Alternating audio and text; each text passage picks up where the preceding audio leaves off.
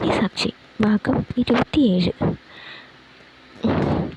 കാശി, ഞാൻ പറയുന്നത് രേണുക എന്താ പറയുമെന്ന് അവൻ കൈയുയർത്തി തടഞ്ഞു.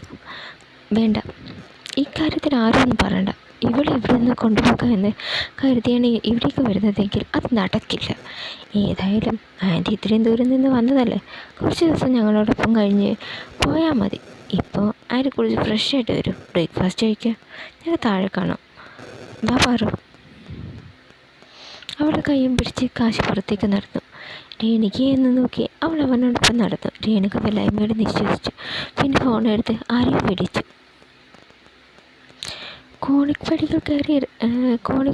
കോണിപ്പടി ഇറങ്ങുമ്പോൾ എന്തോ ചിന്തയിലായിരുന്നു ശ്രീപാർവതി. കാശി ഒരു നിമിഷം നിന്ന് അവളെ നോക്കി. എന്തിട്ട് പറഞ്ഞു? ഒന്നുമില്ല, അവൾ കണ്ണുകൾ തുടച്ചുകൊണ്ട് പറഞ്ഞു. എന്താണ് ഇത്? ഞാൻ പറഞ്ഞില്ലേ, ഞാൻ ഇപ്പം നിന്നെ ഇവിടെ നിന്ന് ആരും കൊണ്ടുപോകില്ല എന്ന്. ഇത് ഞാൻ തരുന്ന വാക്കാണ്, അവൾ പറഞ്ഞു. അവൾ പതിയെ പുഞ്ചിരിച്ചു. പിന്നെ ഇറങ്ങി താഴേക്ക് നടന്നു. കുളിച്ച് വേഷം മാറി രേണുക താഴേക്ക് വന്നപ്പോഴേക്കും എല്ലാവരും ബ്രേക്ക്ഫാസ്റ്റ് കഴിക്കാനിരുന്നിരുന്നു. വാരേണു, ഇരിക്കെ, ഭക്ഷണം കഴിക്കാം, യശോദ പറഞ്ഞു. രേണുക അവിടെ ഇരുന്നു. അപ്പോഴേക്കും യൂണിഫോം മാറ്റി കാശിനാഥനും അവിടേക്ക് വന്നു. പാർവതിയും വീണയും ഭക്ഷണം വിളമ്പി. നിങ്ങളും ഇരിക്കെ, എല്ലാവർക്കും ഒരുമിച്ച് കഴിക്കാം, യശോദ പറഞ്ഞു. വേണ്ടമ്മേ, ഞങ്ങൾ പിന്നെ ഇരുന്നോളാം. അതെന്തിനാ പിന്നെ ആക്കുന്നത്? ഇപ്പോൾ ഇവിടെ ഇരിക്കും, യശോദ പറഞ്ഞു. ഇരുവരും ഭക്ഷണം കഴിക്കാനിരുന്നു. പാർവതി അല്പം ആശങ്കയോടെ രേണുകയെ ഇടിക്കടി നോക്കിക്കൊണ്ടിരുന്നു. അവളും പാർവതിനെ രൂക്ഷമായി നോക്കി. ഇതെല്ലാം കാശിനാഥൻ ശ്രദ്ധിക്കുന്നുണ്ടായിരുന്നു. ഭക്ഷണം കഴിച്ച് എല്ലാവരും എഴുന്നേറ്റു. ജിതൻ ജീപ്പുമായി മുറ്റത്ത് വന്ന് നിന്നതും കാശി പുറത്തേക്ക് നിന്നു.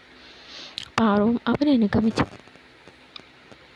ഞാൻ പോയിട്ട് വരാം, ഒന്നും വിഷമിക്കേണ്ട, എന്തെങ്കിലും ഉണ്ടെങ്കിൽ എന്നെ വിളിച്ചാൽ മതി, അവളുടെ കവിളിൽ കൈത്തലം വെച്ചുകൊണ്ട് അവൻ പറഞ്ഞു.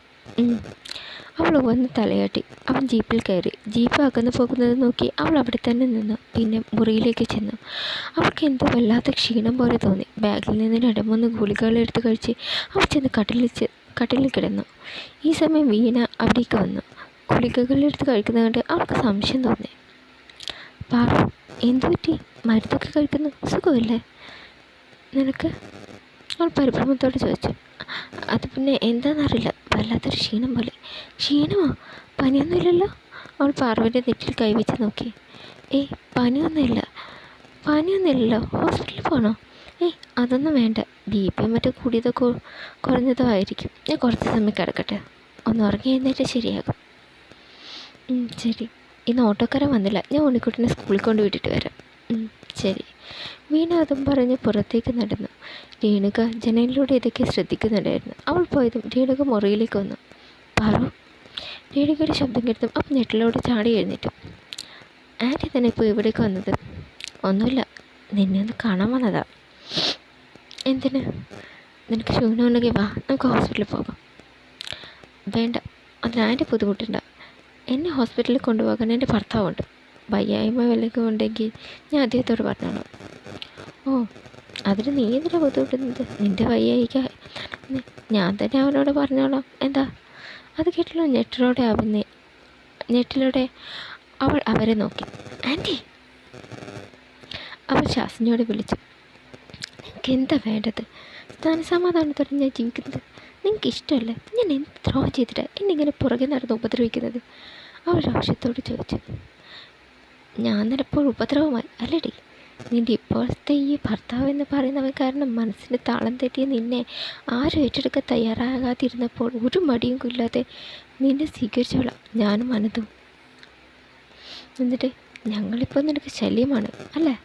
ആയിക്കോട്ടെ, എന്നാലും എനിക്കെൻ്റെ കൂടപ്പുറപ്പിനെ കൊടുത്ത വാക്ക് പാലിക്കാതിരിക്കാൻ പറ്റില്ലല്ലോ, രേണു വിഷമത്തോടെ പറഞ്ഞുകൊണ്ട് തിരിഞ്ഞു നടന്നു. അത് കേട്ടതും പാറുവിൻ്റെ കണ്ണുകളും നിറഞ്ഞു. പുറത്തൊരു കാർ വന്നു നിൽക്കുന്ന ശബ്ദം കേട്ട് യശോദ വരാന്തയിലേക്ക് വന്നു. വില കൂടിയ ആഡംബര കാറിൽ നിന്ന് ഒരു ചെറുപ്പക്കാരൻ പുറത്തേക്ക് ഇറങ്ങി. അവനെ കണ്ടതും യശോദയുടെ നെറ്റി തെളിഞ്ഞു.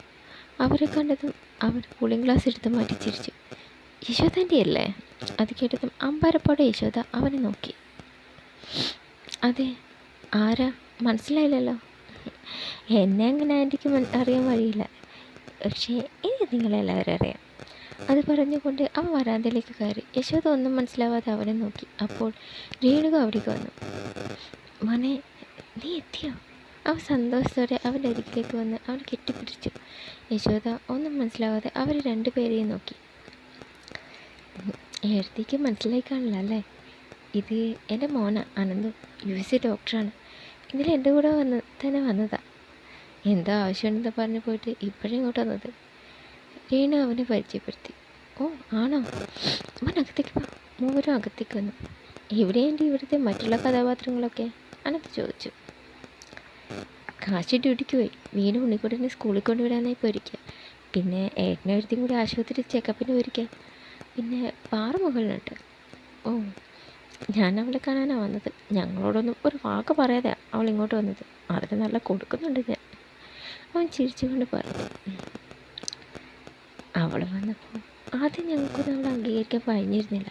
പക്ഷേ ഇപ്പോൾ ആ ഇഷ്ടക്കോടൊക്കെ മാറി. ഇപ്പോൾ അവൾ ഈ വീടിൻ്റെ ഭാഗമാണ്. സത്യം പറഞ്ഞ അവൾ വന്നതിന് ശേഷം കാശിയുടെ മുഖം തെളിഞ്ഞത് ഞാൻ കണ്ടത്. അവളിപ്പോൾ ഇവിടെ എല്ലാവർക്കും പ്രിയപ്പെട്ടവളാണ്. അത് കേട്ടതും രേണുകയും ആനന്ദവും പരസ്പരം നോക്കി. ഞാൻ ഏതായാലും അവളെ ചെന്നൊന്ന് കാണട്ടെ, അനന്ത് പറഞ്ഞു. ശരി, നിങ്ങൾ ചെല്ലേ, ഞാൻ കുടിക്കാൻ എന്തെങ്കിലും എടുക്കാം. അതും പറഞ്ഞ് യശോദ അടുക്കളയിലേക്ക് നടന്നു. രേണുകയും അനന്തും മുകളിലേക്ക് നടന്നു. ആടോ നടന്നു വരുന്നതറിഞ്ഞ് പാർവതി മുഖം തിരിച്ചു നോക്കി. വാതിൽ തുറന്ന് അകത്തേക്ക് വന്ന ആളെ കണ്ടേ അവൾ ഞെട്ടിത്തെറിച്ചു പോയി. തുടരും.